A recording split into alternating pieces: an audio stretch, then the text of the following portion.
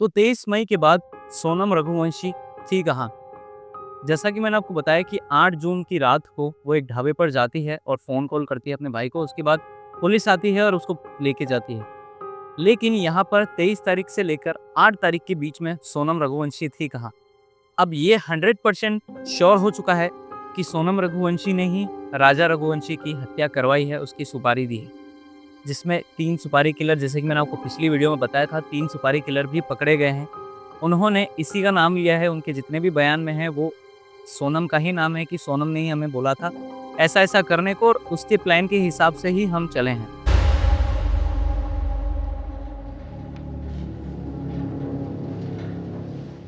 अब जैसा कि ये केस मेघालय का है तो ऑब्वियसली मेघालय पुलिस इसको हैंडल करेगी, लेकिन इंदौर पुलिस ने इन तीनों मुजरिमों से ऐसे ही इन्वेस्टिगेशन करी नॉर्मल तरीके से, जहां पर ये खुलासा हुआ कि 23 मई के बाद, जब 23 मई को 12:30 से 1:30 बजे के बीच राजा रघुवंशी का मर्डर किया गया, उसके बाद ये चारों लोग आखिर थे कहाँ? तो बात करते हैं 23 तारीख दिन की। दिन में 12:30 से 1:30 बजे के बीच ये लोग राजा रघुवंशी का कत्ल करते हैं। उसके बाद बॉडी को खाई में फेंकने की बारी आती है। ऑब्वियसली 3 मर्द हैं तो फेंक सकते हैं, लेकिन यहाँ पर सोनम रघुवंशी भी उस बॉडी को फेंकने में इनकी हेल्प करती है। दोनों पाँव, दोनों हाथ चारों के द्वारा पकड़े जाते हैं और बॉडी को खाई के नीचे फेंक दिया जाता है। उसके बाद चारों निकलते हैं। अब यहाँ पर एक आपको मैं चीज़ सुनाता हूँ कि जब इन्होंने राजा रघुवंशी का मर्डर किया, उसके आधे घंटे बाद सोनम और सोनम की जो सास है राजा रघुवंशी की माँ, उन दोनों के बीच में कन्वर्सेशन सामने आया है। हेलो हेलो, हाँ मैं राजा का फोन चल नहीं हुआ अभी नहीं हुआ, बस हम चढ़ाई कर रहे हैं तो हम ऊपर चढ़ गए फिर फोन लगाते हैं। और आज तो उपास होगा फिर? मेरा तो उपास है ना, मेरे को 2-3 बार बोल दिया। हाँ। मैं घूमने के चक्कर में अपनी 11 थोड़ी तोड़ूंगी। वही तो कह रही, मैं अभी खरियार बना रही तो मेरे को एकदम से याद आ गई कि आज तो मेरे बहू का उपास बापे। हाँ, खिचड़ी बना रही का सुबह फोन आ गया था कि उपास है तो मैं नहाई थी। हाँ, तो कहीं दूध लस्सी जो भी मिल रहा हो उपास का सामान वो खा लो। अब पहले ऊपर तो चढ़े, जंगल में है, यहाँ से आज कुछ मिलेगा। बाप रे, मैंने कही थी कुछ ड्राई फ्रूट रख के ले जाओ, तो बोले हाँ क्या करेंगे हम, दो तो ये जंगल है, पता, घोर जंगल है, एकदम खड़ी चढ़ाई है। चढ़ना मतलब उतरना भी खड़ा ही है और चढ़ना भी खड़ा ही है। तो वहाँ ऊपर देखने के लिए क्या गए? वो अंदर है, वो पहाड़ के अंदर। मना करके मैंने तो सुनते नहीं है। हाँ, चलो वही तो कह रही, वहाँ क्या देखने पहुँच गए तुम? नीचे से देख लेते, झरना देखने गए थे बड़ा वाला। हाँ, नीचे से देख ले तो हालत खराब हो गई तो चढ़ के कुछ नहीं हुआ। वही तो कह रही अब मैं अब जैसा कि आपने कन्वर्सेशन में सुना कि कितनी ज़्यादा रिलैक्सेबल लग रही है सोनम और उसकी सासू माँ के बीच में। बहुत ही आराम तरीके से वो बात करती है और ये जो कन्वर्सेशन है ये मर्डर के आधे घंटे बाद की है। 2 से 2:30 बजे के आसपास की कन्वर्सेशन है। उसके बाद जो 3 सुपारी किलर होते हैं वो दिन के वक्त मर्डर के बाद ही अपने रूम पर या जहाँ भी वो जाते हैं, उसके बाद सीधा स्कूटी को लावारिस छोड़ देते हैं वहीं पर जो उन्होंने रेंट पे ली थी। उसके बाद सीधा निकलते हैं गुवाहाटी के लिए और सोनम निकलती है रात को। लेकिन इससे पहले एक जो सुपारी किलर है उसने सोनम के साथ, जैसे राजा रघुवंशी जा रहे थे तो उनके पीछे ये भी थे, लेकिन ये जो स्कूटी थी ये रेंट की थी और इस रेंट की स्कूटी के लिए उन्होंने अपना ओरिजिनल आधार कार्ड दिया था। अब ये ओरिजिनल आधार कार्ड ही था जिसकी वजह से ये तीनों सुपारी किलर पकड़े गए। अब 25 तारीख तक ये चारों अपने अपने ठिकाने पहुंच चुके होते हैं। जो 3 सुपारी किलर होते हैं, कोई यूपी जाता है, कोई अपने ठिकाने पर जाता है, कोई कहीं और जाता है। और जो सोनम थी वो 25 तारीख तक इंदौर पहुंच जाती है। अब जैसे ही वो इंदौर में एंट्री करती है उसको मिलता है राज कुशवाहा, जो कि उसका प्रेमी है। राज कुशवाहा उसकी अपने रिलेटिव के यहाँ उसको कुछ दिन के लिए रखता है। कहता है कि मैं तो तुम्हारे साथ नहीं रह सकता क्योंकि मुझे तुम्हारी फैमिली के आसपास रहना बहुत ज़रूरी है ताकि किसी को शक ना हो। अब राज कुशवाहा इन दिनों फैमिली से भी मिलता है, सोनम की फैमिली से भी मिलता है, राजा की फैमिली से भी मिलता है। दोनों को सांत्वना देता है कि हाँ ठीक है, मिल जाएगी, एक की मौत हो गई कोई ना, दूसरी मिल जाएगी। लेकिन किसी को पता नहीं था कि इन सब बहुत बड़ा एक प्लान हो रहा है।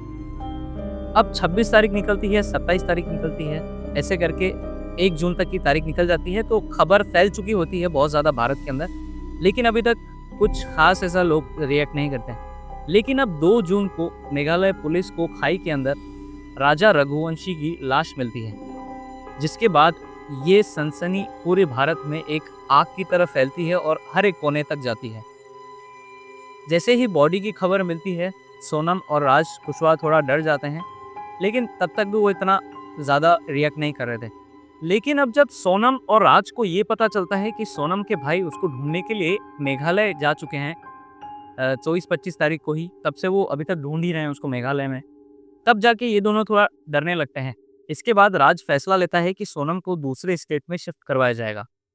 अब राज यूपी वाराणसी में अपने रिलेटिव से बात करके सोनम को वहाँ शिफ्ट करवाता है, जिसके बाद कुछ दिनों तक सोनम वहाँ रहती है। अब सोनम वाराणसी में रहती है, उसके पास अपना फ़ोन नहीं होता है क्योंकि वो फ़ोन वहीं पर फेंक चुकी होती है।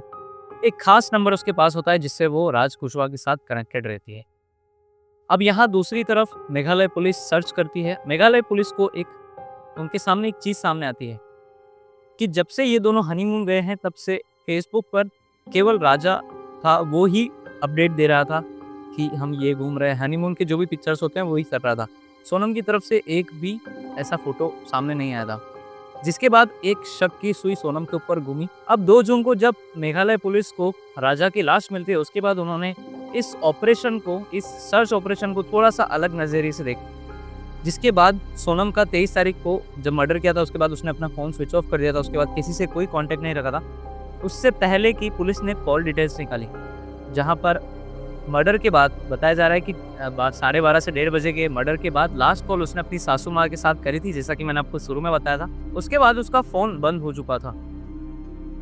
अब पुलिस को ये सामने आया कि सोनम जब लास्ट कॉल पे थी, उससे पहले भी 2 ऐसे अननोन नंबर थे जिससे वो कंटिन्यू बात कर रही थी, जिनको कंटिन्यू मतलब ऐसे अपडेट दे रही थी या कुछ बता रही थी, ऐसा सामने आया है। अब जब पुलिस ने पता लगाया तो उसमें से एक नंबर निकला राज कुशवाहा का, जिसके बाद पुलिस का शक और बढ़ गया कि राज कुशवाहा इस केस में क्या कर रहा है, उसके साथ क्यों ये कनेक्टेड।